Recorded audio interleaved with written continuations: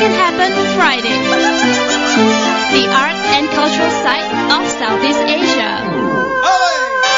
Hi, this is Arlene. And I'm Karina. And you're still with us on Moulding the ASEAN's interview session today with three very young people from IYC.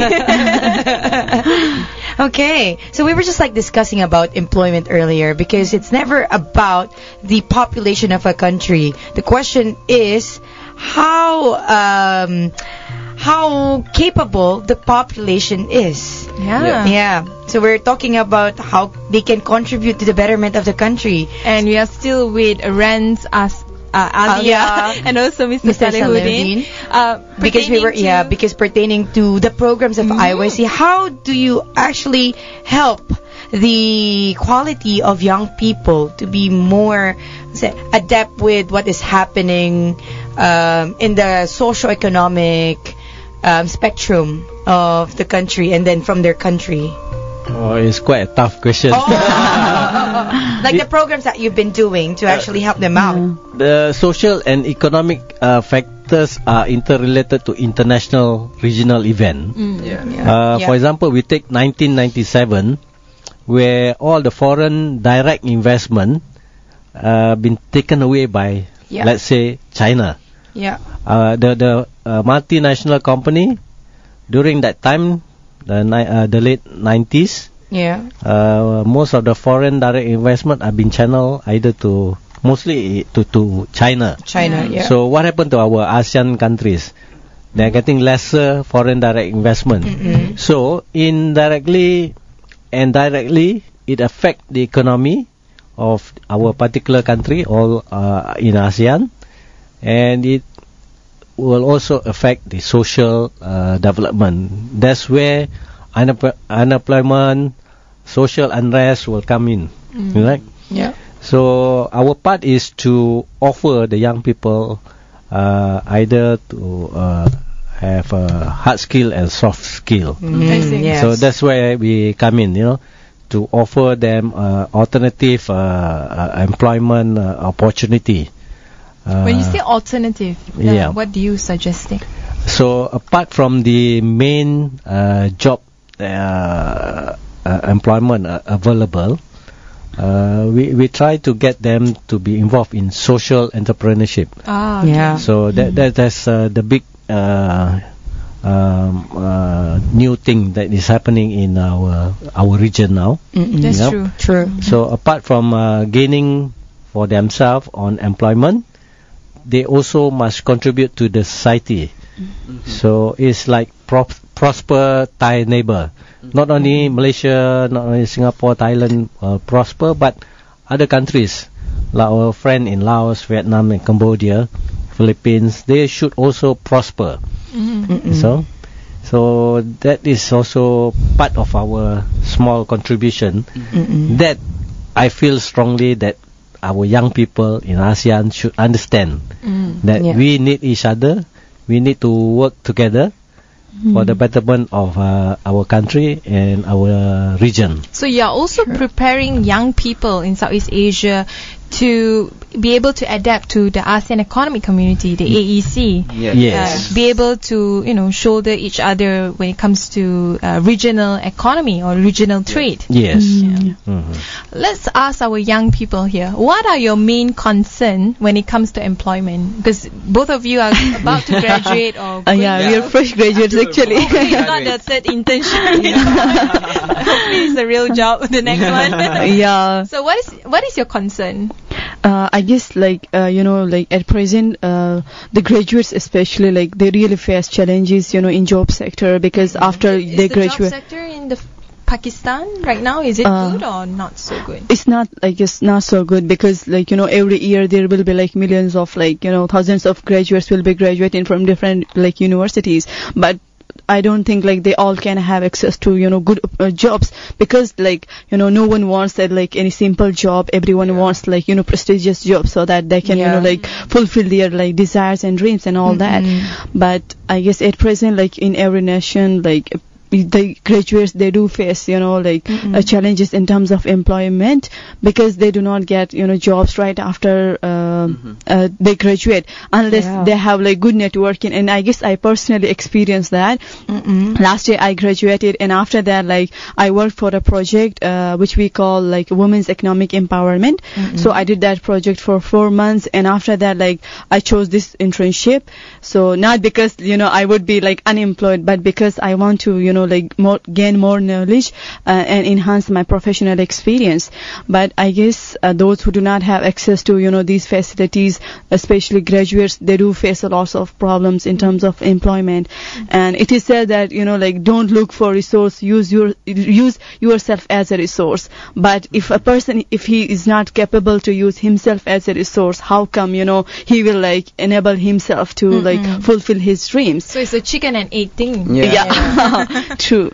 So I guess graduates, they do face like lots of problems. That's the main concern in terms of if the market is ready for them. Sometimes you graduate, but that's why you need a job. Yeah, that is why like there's the whole concept of entrepreneurship, like other way around to say you're unemployed. Joke. What about in the Philippines? I think the problem is almost the same in the Philippines. Like, first for one, like there's obviously a lack of available jobs for especially young people who are apparently fresh from school. And then another problem is that even though they're fresh graduates, some of them are not really qualified for the jobs they're applying for. True. And it all boils down to the poor quality of education that the Philippines has. So I think this youth has to compromise by going abroad or taking jobs abroad or taking their studies abroad. That way they'll be more qualified for the jobs they want at the end of the day. Like, at the end of the day, the issue in the Philippines would be underemployment, rather. Sure. Yeah. Because we can never say that there's unavailability of jobs in the Philippines, because we have tons of job fairs. Yeah. And the government has been very helpful as well. However, there's a mismatch of skills. Yeah, that's true. That's true. Which is based on the education system of countries. Yeah, that's true. Like in every country, I guess the education system, it really matters. And like I studied in American-based university in Bangladesh. Like it's the university is Asian University for Women, and it's liberal arts university. And I like did bachelor's in environmental sciences, and now I'm hunting for jobs in Pakistan. But like in Pakistan, like if I go for my master's program, still like they will ask for my experience, then where comes that experience unless I work with any organization? But there won't be. Every organization wants you to have experience. And every organization wants me to have a good experience, but I don't think like they're not looking for particular skills. They're only like highlighting the specific field. Either you have to be from engineering or from medical, but they won't like go into depth to explore like other skills. Like everyone has, I guess, like those like leadership skills or other like social entrepreneurship skills which can be utilized for their better tomorrow. True. I mean, these are the things that we can't really predict, because this is up to the market. Yeah, that's true. Country to country as well. Yeah, it varies. But I mean, Ms. Salehudin, you are a very experienced person. How can we address this issue, as at least from the interns or from the fresh grad point of view? Perhaps you start work, maybe the industry might be unrelated to your qualification, but at least gaining some basic experience. Would that be a good starting point? It's quite also another tough question because planning involves a proper mechanism installed in the first place to monitor or gauge the effectiveness of programs that have been done at present, and must also be able to predict what is the future will be like. For example, the manpower needs for the next 5 to 10 years. So that's where all the government agencies, including the civil society, the NGOs, come in to contribute ideas and suggestions for the betterment of the society. Our Malaysian government have adopted the National Blue Ocean strategy, where everybody is working towards a common cause in education, in economics, in security, and these are the areas that I think all our young people should also understand the mechanism of developing, creating opportunities, takes time, it takes time. It takes good planning, facts and figures must be at hand in order to predict what is going to happen in the future. So, for example, Malaysia needs to have the figures in order to plan for the next 20 years, 50 years. ASEAN too. What is going to happen to ASEAN in the next 10 years? Whether we do have migration from our own country to other region. We have taken our interns to one of the rural area in Negeri Sembilan for their homestay. Wow, it was really good. This homestay program, I see that they have tackled one program, urban migration of the young people. By having the homestay, we can see that the young people can work with the elders in the village to organize the homestay program. And it's a form of tourism too. It's an economic activity. It's a social integration among the villagers.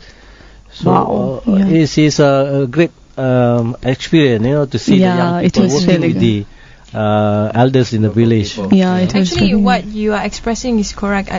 A lot of the problem is also you have a city that is overcrowded with people looking for opportunity, and then you ended up with cities with so many people looking for very few jobs, and then with rural areas that could be developed and create good economic opportunity, but is completely being deserted. Because sometimes, like the thinking of the millennial problem again. Sometimes you think, I should be here because everybody's going here, but then, like they said, if you keep on following the crowd, then you'll get lost. That's true. So sometimes it's nice, like for the experience of interns, there's the differences of culture, the differences when it comes to capacity. So they're here in Malaysia and they can identify their strengths and work on their weaknesses. That's true. And they value, of course, the fact that they're different from each other. So there's unity in diversity. Unity in diversity. That's true. Anyway, we are towards the end of the show. It's very interesting. It's very interesting. We could talk on and on about this. But thank you, our participants here, for sharing your views, Mr. Salehudin, Renz, and also Aaliya. Thank you very much, everyone. Thank you so much. Terima kasih. Terima kasih. Maraming salamat. Maraming salamat. Bahut-bahut syukriya.